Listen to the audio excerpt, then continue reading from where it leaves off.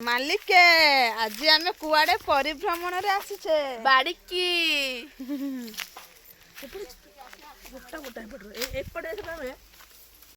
काच केन्दु परी पानी देखंतु किते सुंदर पानी को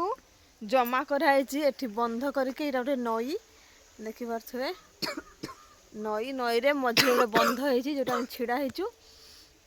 पानी अटका जायछि कारण आग उपरे चाष करा होछि सेथि पई